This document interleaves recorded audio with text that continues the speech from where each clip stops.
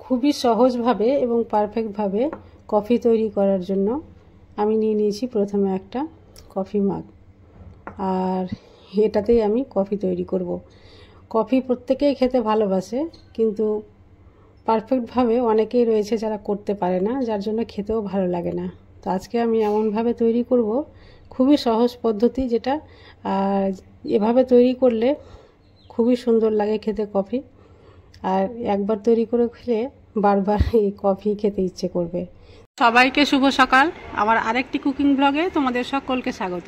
তো চলো সকাল সকাল আমি চলে যাই কিচেনে, তোমরাও চলে আসো আমার সঙ্গে। তো চলো, প্রথমে আমি নিয়ে নিয়েছি একটা খালি মাগ, আর তারপরে এখানে আমি দিয়ে দেব কফি। তো এখানে আমি দিয়ে দিচ্ছি হাফ টেবিল চামচ কফি পাউডার। পাউডারটা একটু শুকনো হয়ে গেছে, মানে বাতাস ঢুকে গেছিলো কৌটোর মধ্যে আমার। আর এরপরে দিয়ে দেবো 1 টেবিল চামচের মতো চিনি। দিয়ে দিচ্ছি চিনি। এবার এখানে 1 টেবিল চামচ জল অ্যাড করতে হবে। এবার দিয়ে দিচ্ছি জল। তারপরে এইভাবে খুব ভালোভাবে মিক্স করতে হবে। প্রথমে এর কালারটা এইভাবে রয়েছে, মানে ব্ল্যাক রয়েছে।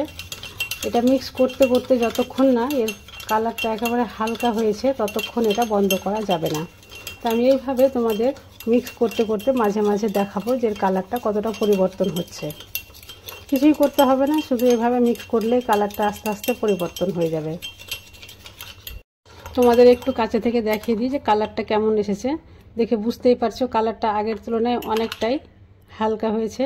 আরও কিছুক্ষণ এভাবে ঘুটে নিতে হবে। যতক্ষণ না কালার একেবারে হালকা হয়েছে ততক্ষণ কিন্তু এটা ছাড়া যাবে না। একটু ধৈর্য সহকারে করলে খুব সুন্দর হবে এটা করাটা। তো এই ধরনের সহজ সরল রেসিপি আমি প্রায় প্রতিদিনই তোমাদের সঙ্গে শেয়ার করে থাকি। তো আমার রেসিপিগুলো তোমাদের ভালো লাগলে প্লিজ আমার চ্যানেলটি সাবস্ক্রাইব করে পাশে থেকো। আর আগে থেকে সাবস্ক্রাইব করে থাকলে তোমাদের জন্য রইল অসংখ্য ধন্যবাদ। এটা কিন্তু ঘোটা কমপ্লিট হয়ে গেছে। আর কালারটা দেখো, দেখে বুঝতেই পারছো একেবারে পারফেক্টভাবে তৈরি হয়েছে। এটা যেহেতু আমি কফি তৈরি করছি নর্মাল, তো এইভাবে কিন্তু এর ঘনত্বটা রেখেছি। আর তোমরা যদি ক্যাফেচিনো তৈরি করতে চাও তাহলে এর ঘনত্বটা আরও ঘন হবে, মানে চামচ থেকে যাতে ছুটে না পড়ে। এইভাবে উল্টালে চামচ থেকে পড়বে না, তাহলে কিন্তু ক্যাফেচিনোটা তৈরি হবে। আর আমি যেহেতু কফি করছি তাই এটা একটু পাতলাই রেখেছি। আর ক্যাফেচিনো করলে তো প্রায় 10 মিনিট ধরে এভাবে নাড়তে হয়, আর কফি করলে 5 মিনিট ধরে নাড়লেই কিন্তু এরকম একটা পারফেক্ট টেক্সচার চলে আসবে। তো এবার এটা হয়ে গেছে। অন্যদিকে আমি দুধ গরম হতে দিয়েছি। এবার দুধটাও ফুটন্ত গরম দুধ এর মধ্যে আমি ঢেলে দিলেই কফিটা রেডি হয়ে যাবে। দুধ ফুটানো হয়ে গেছে, তাই আমি এই কফির মধ্যে দুধটা দিয়ে দিচ্ছি।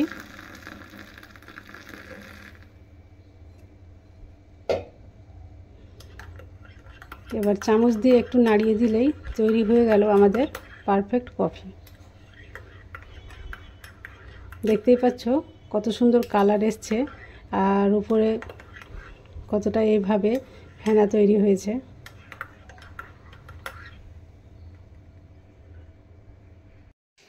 আমার আজকের রেসিপি তোমাদের ভালো লাগলে প্লিজ একটা লাইক করে দিও, আর বেশি বেশি করে শেয়ার করিও। আজ তাহলে এই পর্যন্ত, আবার আসবো অন্য কোনো রেসিপি নিয়ে। ততক্ষণ পর্যন্ত তোমরা সবাই সুস্থ থাকো, ভালো থাকো।